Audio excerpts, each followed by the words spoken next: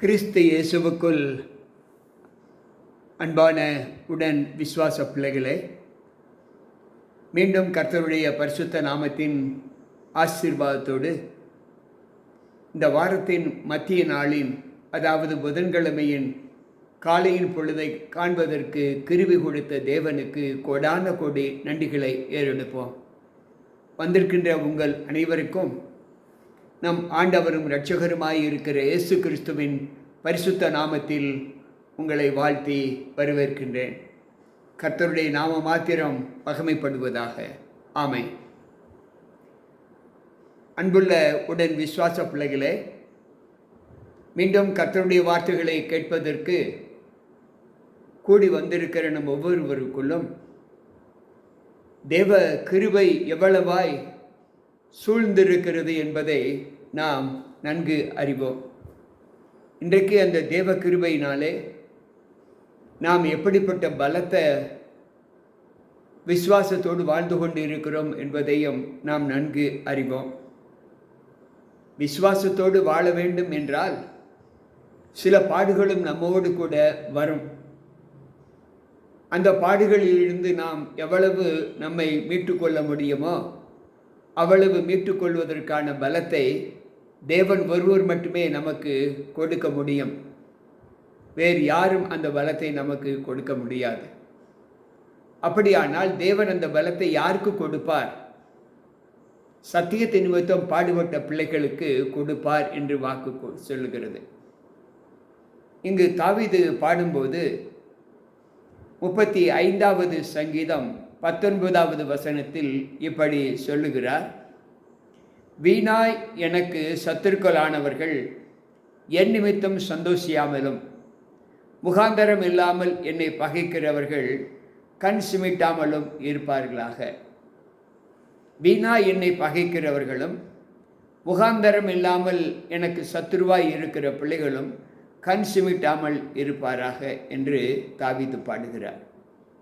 அப்படி என்றால் இந்த லோகத்தில் விசுவாசத்தோடு வாழ்கிற பிள்ளைகள் வீணான சத்துருக்களால் நாம் சூழப்பட்டு இருக்கிறோம். காரியமில்லாத காரணமில்லாத ஒரு பகைஞரை நாம் சம்பாதித்து கொள்ளுகிறோம்.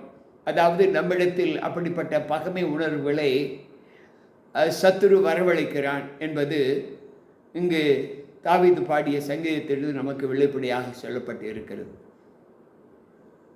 அப்படி என்றால் நாம் இந்த சத்துருக்களின் படியிலிருந்தும் தேவ சமூகத்தில் நமக்கு விரோதமாக செயல்படுகிற பிள்ளைகளுடைய கரங்களிலிருந்து நாம் எப்படி நம்மை விடுதலையாக்கி கொள்ள வேண்டும் என்பதை சற்று யோசித்து பார்ப்போம். 69வது சங்கீதத்திலே 4வது வசனம் இப்படி சொல்லுகிறது: நிமித்தமில்லாமல் என்னை பகைக்கிறவர்கள் என் தலைமயிரிலும் அதிகமாக இருக்கிறார்கள். வீணாய் எனக்கு சத்துருக்களாகி என்னை சங்கரிக்க வேண்டும் என்று இருக்கிறவர்கள் பலத்திருக்கிறார்கள். நான் எடுத்து கொள்ளாததை நான் கொடுக்க வேண்டியதாக இருந்தது என்று சொல்லுகிறார். அன்பு பிள்ளைகளே, இங்கு வேதம் சொல்லுகிறது, நிமித்தமில்லாமல் காரணமில்லாமல் என்னை பகைக்கிறவர்கள் என் தலை முடியிலும் அதிகமாய் இருக்கிறார்கள் என்று சொல்லப்பட்டு இருக்கிறது. நாம் ஒன்றை மாத்திரம் நிச்சயமாக அறிந்து கொள்ள வேண்டும். ஆண்டவர் சீசர்களை அனுப்பும்போது அவர் சொல்லுகிறார், நான் உங்களை ஓநாய்களுக்குள்ளே அனுப்புகிறேன். ஒரு ஓநாயா 2 ஓநாயா என்று அது நமக்கு தெரியாது. ஆனால் ஆண்டவர் சொல்லுகிறார், நான் உங்களை ஓநாய்களுக்குள்ளே அனுப்புகிறேன். அப்படி என்றால் ஓநாயினுடைய தந்திரங்கள் எல்லாமே நமக்கு தெரிந்தவைகள் என்றுதான் வேதம் நமக்கு கற்றுக் கொடுக்கிறது. அந்த ஓநாய்கள் நம்மை என்ன செய்யும் என்பதையும் நாம் நன்கு அறிந்திருக்கிறோம். யோவான் நற்செய்தி நூல் 15வது அதிகாரம் 25வது வசனம் இப்படி சொல்லுகிறது: முகாந்தரம் இல்லாமல் என்னை பகைக்கிறவர்கள் என்று அவர்களுடைய வேதத்தில் எழுதியிருக்கிற வாக்கியம் நிறைவேறும்படிக்கு இப்படி ஆயிற்று.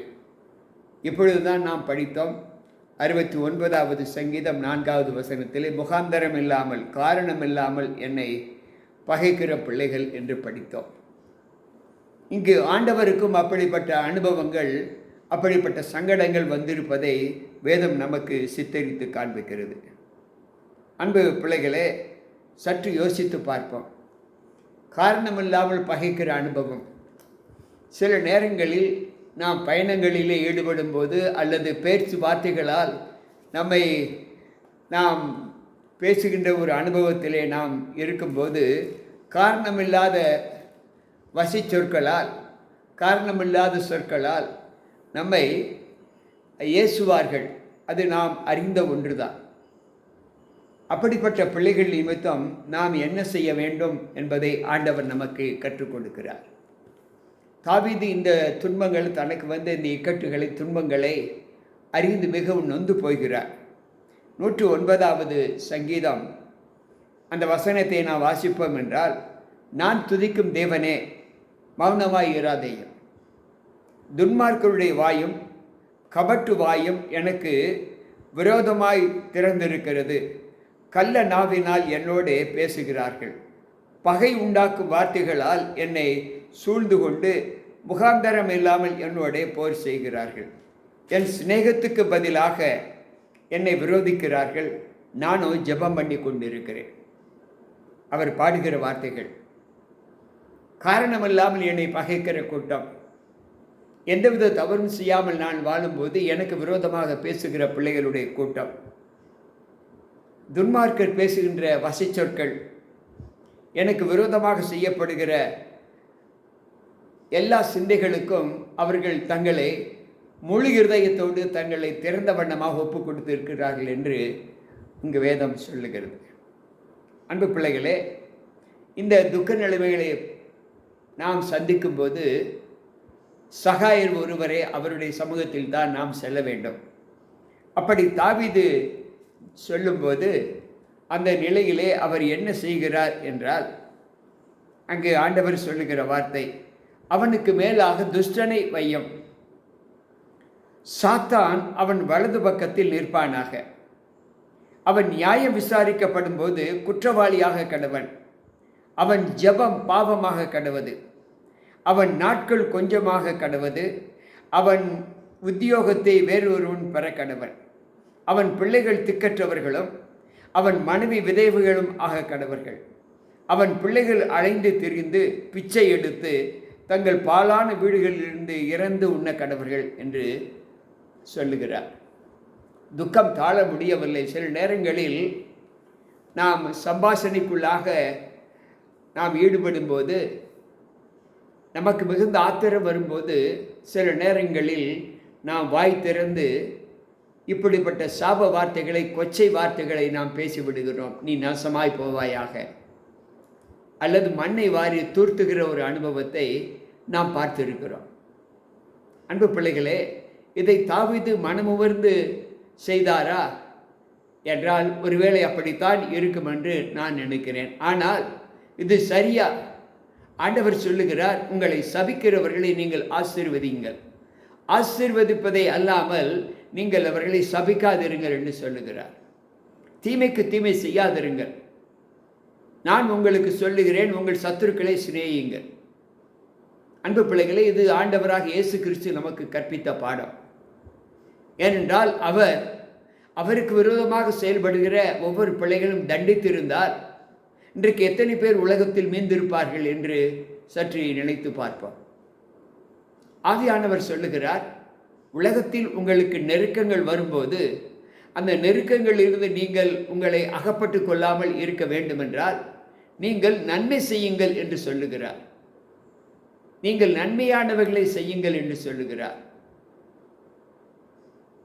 அன்பு பிள்ளைகளே, உன் சத்துரு உன்னை கூப்பிட்டால் அவனோடு கூட போங்கள் என்று சொல்லுகிறார். உன்னை நிந்திக்கிறவன் உன்னை அழைத்தால் அவனோடு கூட சமரசமாகுங்கள் என்று சொல்லுகிறார். பழிக்கு பழி எந்த நிலையிலும் வாங்க வேண்டாம், தீமைக்கு நன்மை செய்ய பழகுங்கள், அப்பொழுது நாம் அவர்களை ஆதாயப்படுத்திக் கொள்ள முடியும் என்று ஆண்டவர் சொல்லுகிறார். ஒருவேளை இதை கேட்டுக்கொண்டிருக்கிற அன்பான பிள்ளைகளே, இது நமக்குள் சாத்தியமாகுமா?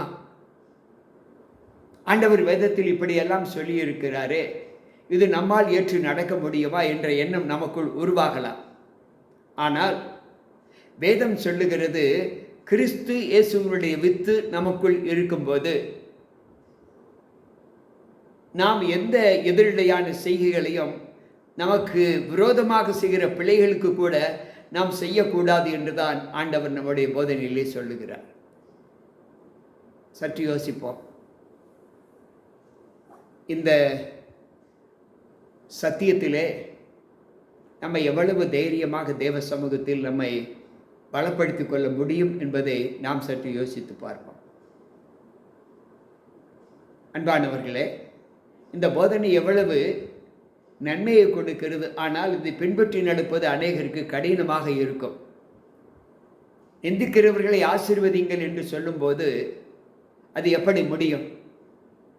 யோசித்து பார்ப்போம்.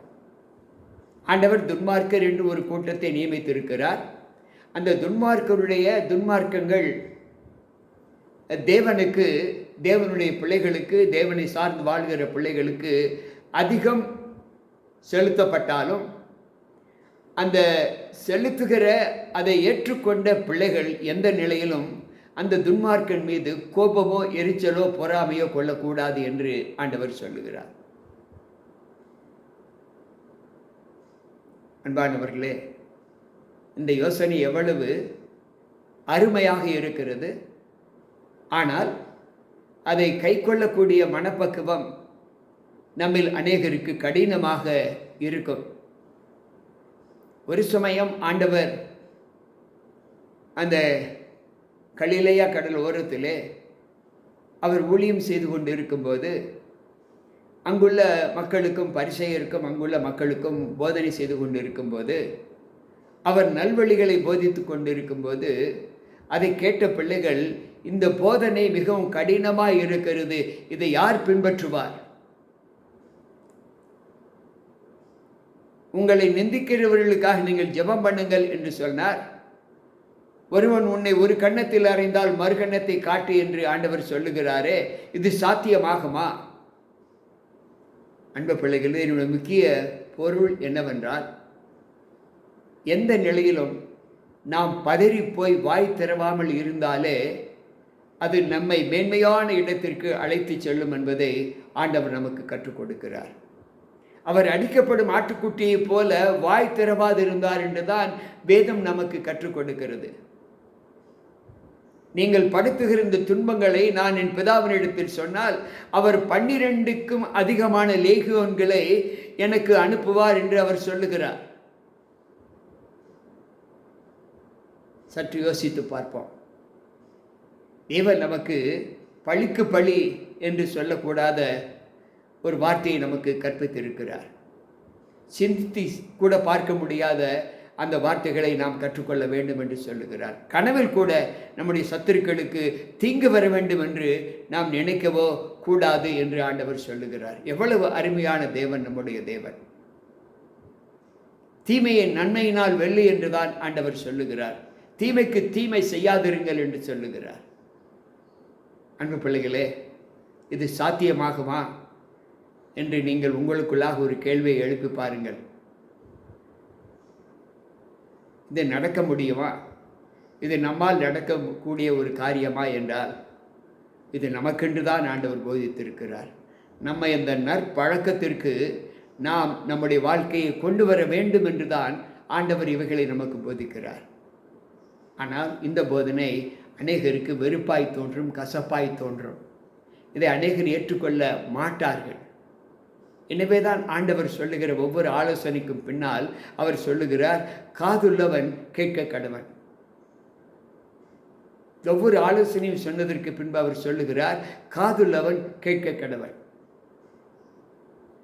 அன்பு உடன் விசுவாச பிள்ளைகளே, இந்த தாற்பயங்களை நாம் எப்படி தேவனுக்கு சாட்சியாக ஒப்புவிக்க முடியும் என்றால், ஒன்றே ஒன்று, நாம் நன்மையை பின்பற்றினால் நமக்கு தீமை செய்பவர் யார்?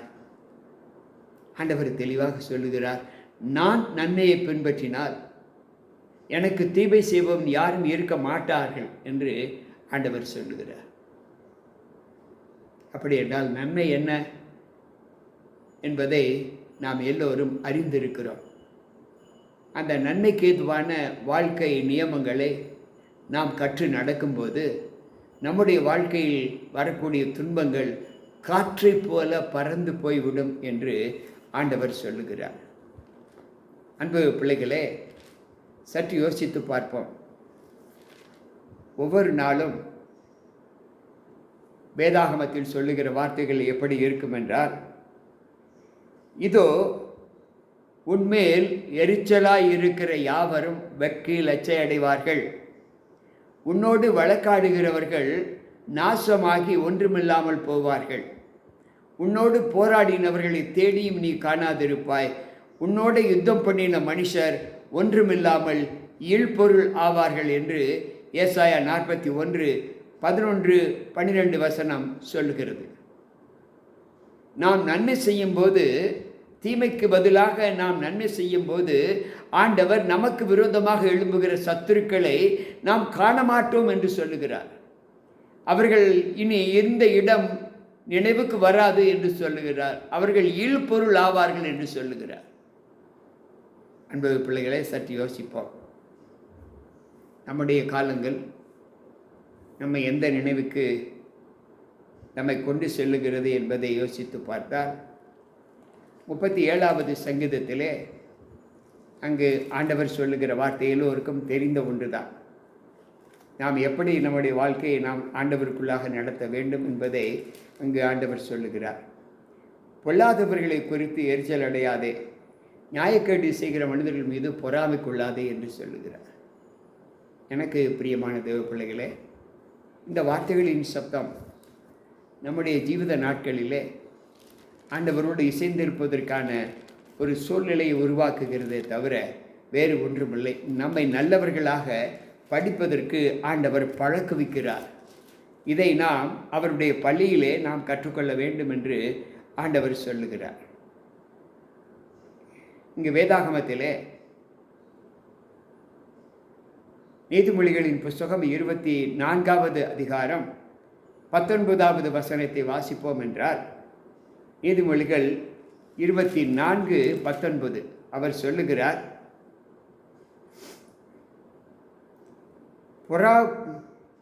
பொல்லாதவர்களை குறித்து எரிச்சல் ஆகாதே, துன்மார்க்கர் மேல் பொறாமை கொள்ளாதே. துன்மார்க்கனுக்கு நல்ல முடிவு இல்லை, துன்மார்க்கருடைய விளக்கு அழிந்து போகும் என்று சொல்லுகிறார். அப்படி என்றால் நம்முடைய வாழ்க்கையில் துன்மார்க்கன் என்ற அந்த குணம் பெற்ற பிள்ளைகளை குறித்து நாம் சிந்திக்கவோ, அதை குறித்து அனுதினமும் நம்முடைய இருதயத்தில் அதை குறித்து எண்ணம் கொள்ளவோ கூடாது என்று அங்கு ஆண்டவர் சொல்லுகிறார். அப்படி என்றால் இன்றைக்கு நம்முடைய வாழ்க்கையில் நமக்கு எத்தனை விரோதிகள் இருக்கிறார்கள் என்று யோசித்து பார்ப்போம். நம்மில் பொறாமை கொள்ளக்கூடிய மனிதர்கள் எத்தனை பேர் யோசிப்போம். அவர்களை நாம் திருத்த முடியுமா என்றால் நிச்சயமாக முடியாது. நம்முடைய நற்குணங்கள் தான் அவர்களை திருத்தும். நம்முடைய அமைதி காப்பது தான் அவர்களை நல்வழிப்படுத்துமே தவிர வேறு ஒன்றும் பதிலுக்கு பதிலோ அவர்கள் பேச்சுக்கு பதிலாக நாம் மறுமொழிகளால் அவர்களை வசைப்பாடுவதோ நம்மை இன்னும் பகைஞராக மாற்றுமே தவிர நமக்கு சமாதானமின்மை அது கொடுக்காது என்று ஆண்டவர் சொல்லுகிறார். கேட்டுக்கொண்டிருக்கிற அன்பான தேவ பிள்ளைகளே, இந்த அனுபவ வாழ்க்கையை நாம் எப்படி நம்முடைய வாழ்க்கையில் ஏற்றுக்கொண்டு அதன்படி நடப்பது என்பதை ஆண்டவர் இன்றைக்கு நமக்கு கற்றுக் கொடுத்திருக்கிறார். ஆதியிலே வாழ்ந்த பிள்ளைகளை நாம் சற்று யோசித்து பார்ப்போம். எலியா, யோசித்து பாருங்கள். ஒரு பெண்ணால் விரட்டப்பட்டு அவன் சாவுக்கு பயந்து சூரச்செடியின் கீழாக ஒளிந்து கொள்ளுகிறான். ஆண்டவர் அவனை பார்த்து சொல்லுகிறார், உனக்கு இங்கே என்ன வேலை? நீ பயணம் பண்ணக்கூடிய தூரம் வெகு தூரமாய் இருக்கிறதே, இங்கே ஏன் தூங்கிக் கொண்டு இருக்கிறாய் என்று கேட்கிறார். அவனுக்கு துக்கம் தாழ முடியவில்லை. அவனுக்கு எதிராக வரக்கூடிய போராட்டங்களை அவன் சந்திக்க முடியவில்லை. அவ்வளவு பெரிய மனிதன் துக்கத்தால் வாடுகிறான். ஆனால் அதன் முடிவு என்ன எல்லோருக்கும் தெரியும். இன்றைக்கும் எனக்கு அன்பான தேவ பிள்ளைகளே, அவனை காக்கிற தேவன் ஆண்டவர் சொல்லுகிறார், யுத்தம் என்னுடையது, நீங்கள் சும்மா இருப்பீர்கள் என்று சொல்லுகிறார். ஒருவேளை நம்முடைய போராட்டத்தை, நம்முடைய பலத்தை வைத்து நாம் போராட முடியுமா என்றால் நிச்சயமாக முடியாது. சத்துரு ஒரே வீழ்ச்சியில் நம்மை அழித்து விடுவான். எதுவரை தேவனுடைய வல்லமையை கொண்டு நாம் போராட வேண்டுமே தவிர நம்முடைய சொந்த பலத்தினாலோ நம்முடைய பராக்கிரமத்தினாலோ நம்மால் ஒன்றும் செய்ய முடியாது. போராடுங்கள் போராடுங்கள் என்று சொல்லுகிற சத்தத்தை நாம் கேட்போமே தவிர நம்மால் போராட முடியாது. எதுவரை அவர் நமக்கு பலம் கொடுக்கவில்லையோ. உன்னுடைய பலவீனத்தில் என் பலன் பூரணமாய் விளங்கும் என்று அவர் சொல்லுகிறார். எனக்கு பிரியமான தேவ பிள்ளைகளே, இந்த அனுபவத்தை நாம் ஏற்று நமக்கு விரோதமாக தீங்கு செய்கிற பிள்ளைகளை குறித்து எரிச்சல் அடையாதபடி, கோபம் கொள்ளாதபடி, அவர்களுக்கு பதிலாக செய்யாதபடி நம்மை காத்துக்கொள்ள வேண்டும் என்றால் நமக்கு எவ்வளவு பெரிய பொறுமை இருக்க வேண்டும் என்பதை நாம் உணர்ந்து அந்த பொறுமையுள்ள பிள்ளைகளாக நம்ம ஒப்புக் கொடுப்போமா? ஒருவேளை அந்த விருப்பத்திற்கு இனிமேலும் நான் சாட்சியாக என்னை நடந்து தேவ சமூகத்தில் என்னை ஒப்புக் கொடுப்பேன் என்று சொல்லுகிற பிள்ளைகள் என்னோடு கூட ஜெபிக்க வாருங்கள். அன்பு ஆண்டவரே, இன்றைக்கும் உம்முடைய வல்ல வார்த்தைகளை நாங்கள் கேட்டோம். உலகத்திலே எங்களுக்கு எதிரடையாக பேசுகிற செய்கிற பிள்ளைகள் அநேகம் உண்டு ஆண்டவரே. ஆனாலும் அவர்களுடைய செய்கைகளை குறித்து நாங்கள் பயப்படாமல் கவலைப்படாமலும் உம்முடைய பொறுமையின் பலத்தை நாங்கள் கை கொண்டு ஆண்டவரே உம்முடைய சமூகத்தை நாடி அவர்களுக்காக ஜெபிக்கிற, அவர்களுடைய மனமாற்றத்திற்கு காரணமாக இருக்கிற ஜெப வார்த்தைகளை மட்டும் நாங்கள் பேசி அவர்களை நல்லவருடைய பட்டியலில் சேர்ப்பதற்கு நீர் எங்களுக்கு கற்றுக் கொடுத்த அந்த பொறுமையை நாங்கள் கை கொண்டு உம்முடைய சமூகத்தில் எங்களை ஒப்புக் கொடுக்கிறோம். கேட்டுக்கொண்டிருக்கிற ஒவ்வொரு பிள்ளைகளுக்கும் அப்படிப்பட்ட பலத்தை தந்து காத்துக்கொள்ளும். மீட்பர் இயேசு கிறிஸ்துவின் நாமத்தில் ஜெபிக்கிறேன் நல்ல பிதாவே, ஆமென். அன்பானவர்களே, நல்ல வார்த்தைகளோடு ஆண்டவர் பேசின அந்த வார்த்தைகளை நாம் கேட்டோம். நமக்கு இருக்கக்கூடிய பொறுமை ஒரு பகையாளியை மீட்கும், ஒரு கெட்டவனை நல்ல மார்க்கத்தில் வழி நடத்தும் என்பதை நம்பினால் அந்த பொறுமையை கை கொள்ளுங்கள். கர்த்தர் நம்மோடு இருப்பாராக. மீண்டும் நாளை சந்திப்போம். உங்கள் போதகர் ஜி.கே. ராபர்ட்.